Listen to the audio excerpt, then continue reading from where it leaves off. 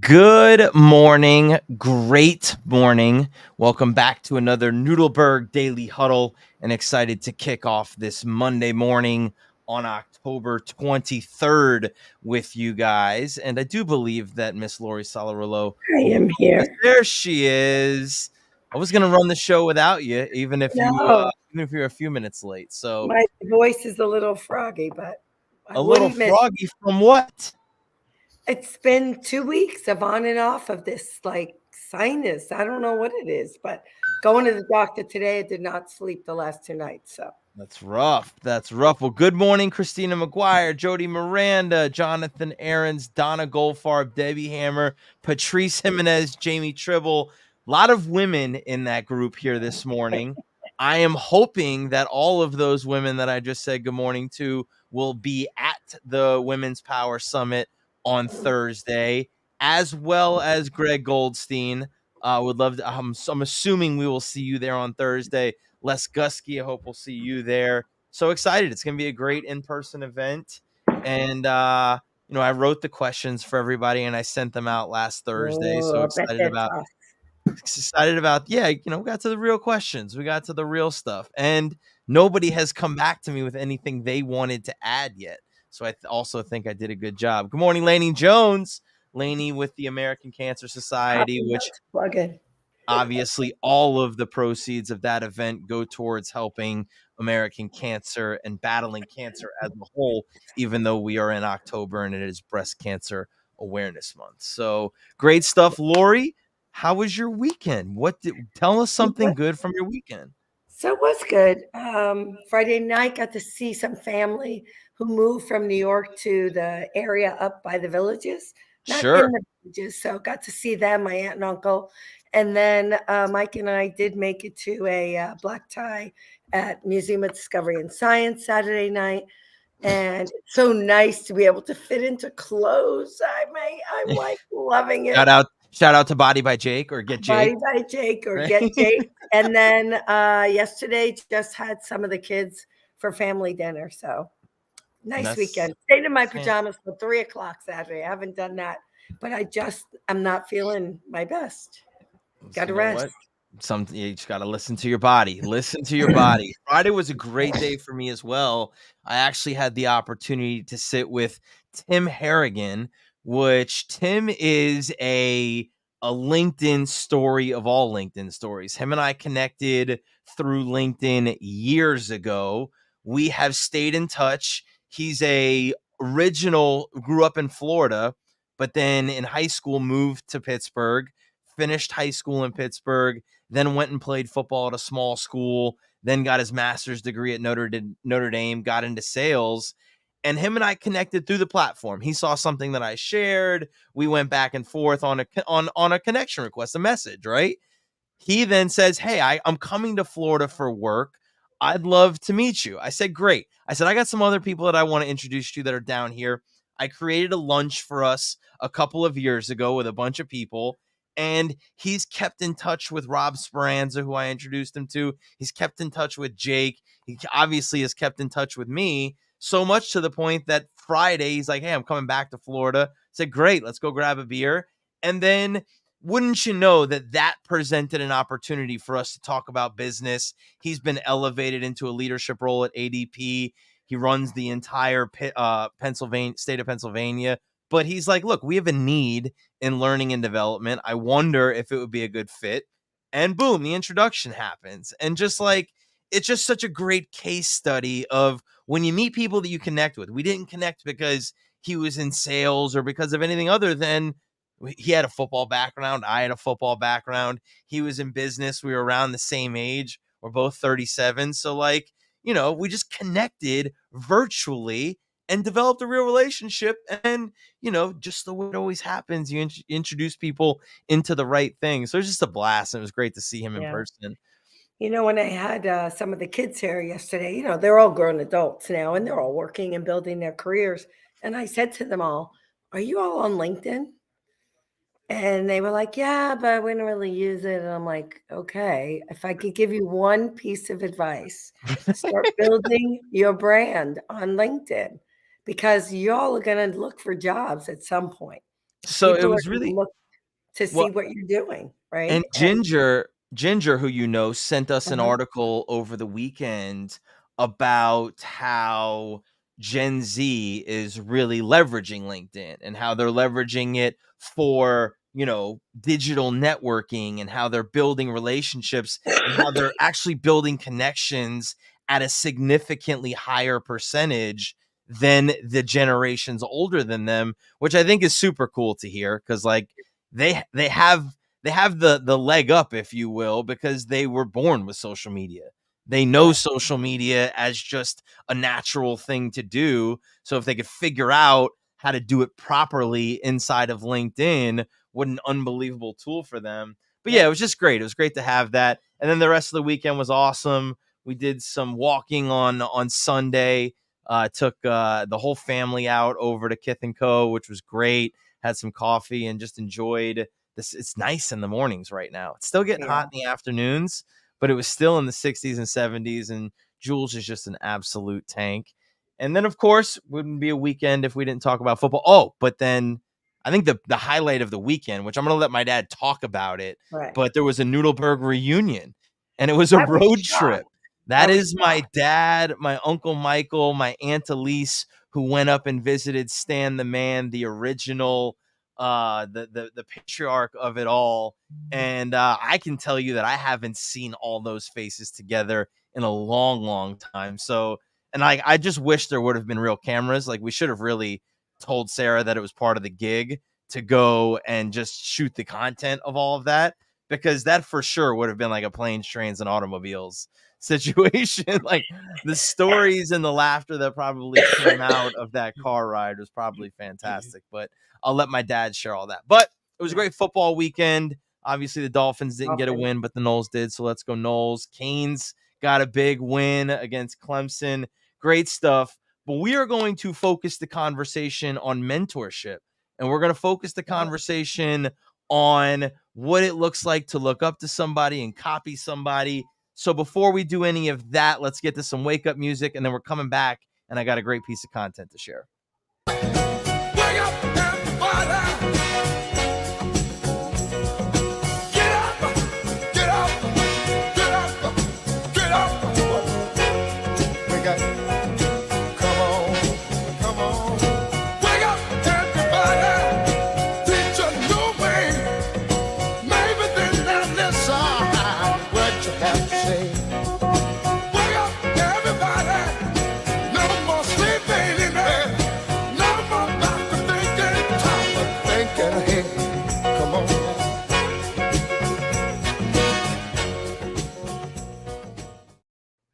So, Laura, you sent over a great article from the Harvard Business Review, but before I had even read that article, I saw this video on Instagram that I think speaks directly to that and is a great way to tee up the conversation. So, show me Dave Grohl and Pharrell.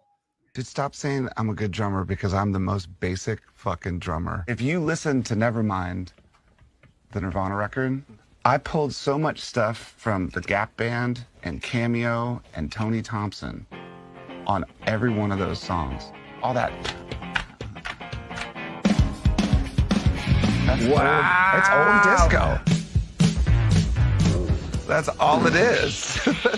Can I not hear that? Nobody makes the connection. That's straight up Gap Band.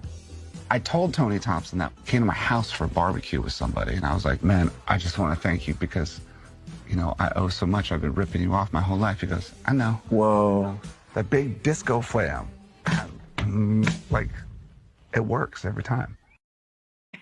So I think my favorite part of that video was when he had actually met one of the members of Gap Band, and he said, "Dude, thank you so much. I owe so much to you. I've been ripping you off my whole career." And he goes, "I know, I know. Like, I heard you doing it."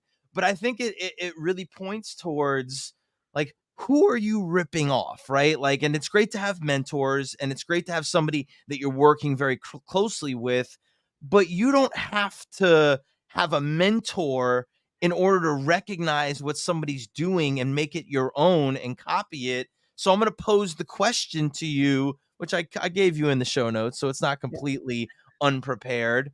Who have you ripped off? Who are the people that you look to that maybe weren't direct mentors of yours, but did things that you know you liked and you copied that from them?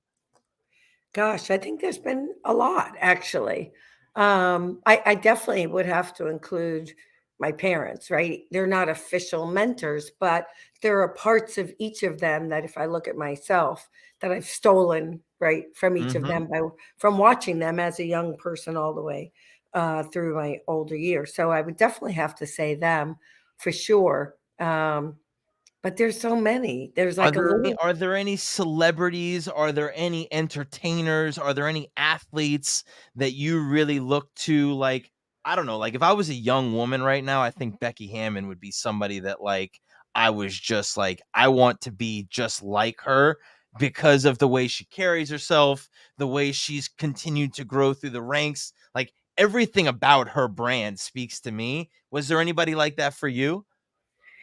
You know, I don't think growing up, I mean, there were people that I idolized and that I enjoyed watching, but I don't think I was paying enough attention, quite honestly, when I Mhm. was that age.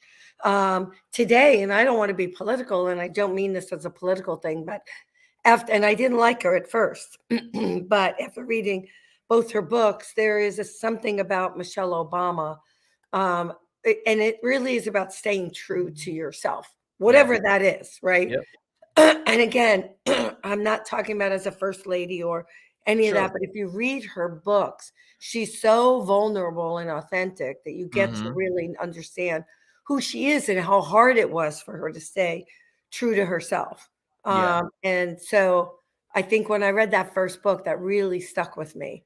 It's funny, like Michael Farcar says I rip off Nudelberg stuff all the time. Appreciate that, Michael. I think, like Christina McGuire says, Kendra Scott, when I had my own purse jewelry business as a mom of young kids, that was somebody that I looked to follow. I know for me, obviously, my dad created a big, role in terms of copying. So much so that when I was 20 years old, like, or when I was 8, really 20, I was sure I was going to be Steve Nudelberg 2.0, right? Like I was going to do everything the way that he did it. And then it takes time to realize like, maybe not all of that fits. And then throughout my life, like even my stepdad, Jim, who's here, I've taken bits and pieces of who he is as a man, who he is as a father, some of the things and the interests that he was into, I took from him. But I think about my professional career and somebody who I didn't work with, right, directly, somebody who I didn't have a direct a contact with is Nick Saban. But I have always modeled myself similarly to him. Now, I was fortunate to work with a lot of people who worked with Coach Saban, but I never worked directly with him. But that didn't stop me from trying to replicate the way he carried himself, the way he led, the way he spoke. Especially in today's day and age where you can consume so much of that content, I tried to figure out as many of the pieces that he had that I could take that would fit me. And then I think it's important, make them my own. Like Dave Grohl took disco and put it into grunge. He put it into Nirvana. He took that style, but made it his own. He put it into his own work. I think that's what's really important, that no matter whether or not they're a direct mentor of yours or whether or not they're somebody who you are replicating or trying to mimic from a distance, it's really important that you try to make it your own and that Yeah. you put it into whatever your own work is, which I think is hard for people sometimes. Yeah, I think also, as I started to think about speaking, there was a woman that I found and I love her podcast and stuff, but her style resonates with me. Mhm. So I often watch it, right, to There you kind go. of how is she using our style, right, in the way that feels natural to me? Her name is Marie Forleo. So for anybody, especially the women who, if you haven't watched her show, it's she just has that free, easy, authentic style that I love, right? That is me, but I love how she put it into a show. So yeah, ripping off some of her ideas and how she formats her shows and stuff. And that's I think, people I think are like, "Oh, well, that's copy. That's copying. That's copying." But like Plagiarism is the best form of right, flattery. right. And Yeah. when you look at successful people, and I learned this from somebody that I met at the Pittsburgh event that I spoke at, who's worked for NASA and he's worked in IP for a long time. He's like, there's only two kinds of ideas in the world. They're revolutionary and evolutionary.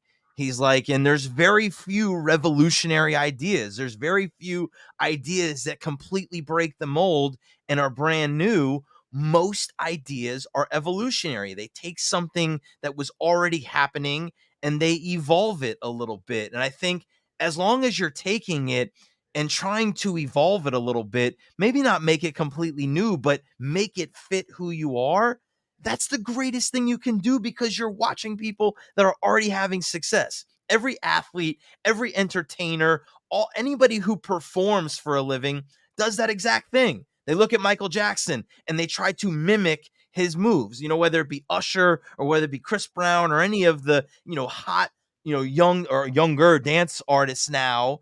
They all mimicked Michael. They all copied his style and then evolved it, made it their own, and took a little bit more. Same thing in sports. Whether you look at Kobe or LeBron or any of those guys, they came from Michael, and Michael came from Dr. J, and Dr. J came from, now maybe Dr. J was revolutionary for basketball because he really broke the mold, Yeah. but that's how greatness happens. That's how your greatness happens, is by watching other people and continuing to evolve it. So in honor of us talking about Gap Band this morning, had to do them for motivational music. Then we'll come back and we'll talk about how to create a great relationship with your mentor.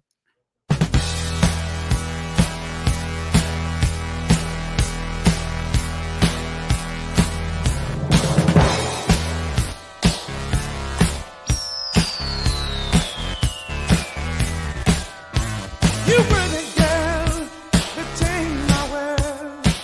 You were the girl for me. You lit the fuse, I stand confused. You were the first for me, but you turned me off. You dropped the bomb on me, baby. You dropped the bomb on me, but you turned me on. You dropped the bomb on me, baby. You dropped the bomb on me. You were my thrills, you were my pills. You dropped the bomb on me. You turned me out, you turned me on. You turned me loose, and you turned me wrong. You dropped the bomb on me, baby. You dropped the bomb on me, but you turned me. You know what struck me and as I was watching that is, my gosh, have videos come along. I mean, that's bad. Sorry. Love the song, but that video is bad. So yeah, what was happening in the 80s was a special time. Yeah, Oh, I they were know. they were evolutionary for sure. I don't I know was if they were old quite enough to know. You were not. but so first of all, that song to me has a couple of meanings, right? Number one, Dave Grohl talked about Gap Band and ripping them off, so it was very appropriate. But number two, I think that's what a great mentor does. Is a great mentor drop a bomb on you. A great mentor will keep it real with you and tell you what you need to hear, not what you want to hear. Will maybe give you an idea that you're able to run with that you wouldn't have had yourself, and will really push you beyond what you think or you may, see as your own potential to help you be your best. So I thought it was very appropriate for this morning. I think not only that, but I think mentors also teach us through their own experience, right? Like when I think about what's a mentor, what's a coach, right? Yep. the mentors that I've had, I've learned from listening to them more than sharing with them, right? Because Sure. I've heard about their experiences, what worked for them, how they got to where they are. And I still, as a CEO, meet with other CEOs who I admire probably once, twice a year, I would say. I try to meet with them Yep. just to hear about what's happening in their world. How are they evolving? So it's really more of a listening for me with mentors, whereas with coaching, the coaches aren't sharing their experience. Well, they are, but not in the same way. They're not sharing their story, right? Sure. They're Yep. sharing, they're using their experience versus sharing their They're using experience. their experience to teach as Correct. opposed to just Sharing their sharing the story. story with you and Correct. allowing you to pull the nuggets out for yourself. So I'm going to ask you a question because this is a great list that Harvard Business Review put out about how to find the right mentor, what to do in order to create the right mentor for yourself. I think there's a very important part of in a mentorship relationship the mentee has, which is preparation. Mhm. So when you walk into those mentor visits, how much preparation are you doing for that visit? So I do. I think about the questions that I want to ask them to get them to share their story or information. Um, and then I really think about how to word them carefully, right, Mm, and intentionally, so I get to where I want to get to. So yeah, I would say bingo. I usually think about it for a couple of weeks before I go into that meeting. I think that is the number one thing that everybody should be doing, whether they walk into a mentor relationship or they walk into a coaching relationship or they walk into meeting with their leader, right? Whether that be a manager, whether that be the CEO, whoever, you have to prepare your questions. It's your responsibility to walk into that opportunity knowing what you want to get out of it, knowing what you're trying to extract, trying to get the information that you want. And I find that far too many people walk into those meetings with a blank notebook saying, okay, tell me something, like, and they're trying to, they think it's their mentor's responsibility to pass the information when that person has tons of knowledge that can be used, but they can only make it helpful to you if they know how to direct it to you. Yeah. No, I agree. I mean, listen, even in coaching sessions, I come in usually with a topic or something that I want to talk about. So I never just go in and just like go, oh, well, I don't know what I want to talk about today. I mean, that would be like a waste of time for Well, everybody. as Greg Goldstein says, shouldn't preparation be the key to any conversation? Correct. Preparation is the key to everything, right? Correct. Like but especially a conversation or a meeting. And I think there's a couple things that I just would share with people is I always looked at our preparation to performance ratio in football. And it was how many hours are we spending watching film, strategizing, practicing, studying, correcting in order to then perform on a Sunday for 4 hours or 3.5 hours, however long the game was going to take. You could take that same philosophy, that same ratio, and apply it to the conversations you're having, the meetings you're having, and consider any time you're with somebody or performance, right? Unless it's a strategy meeting with the group or whatever, and say, how much time are you spending preparing?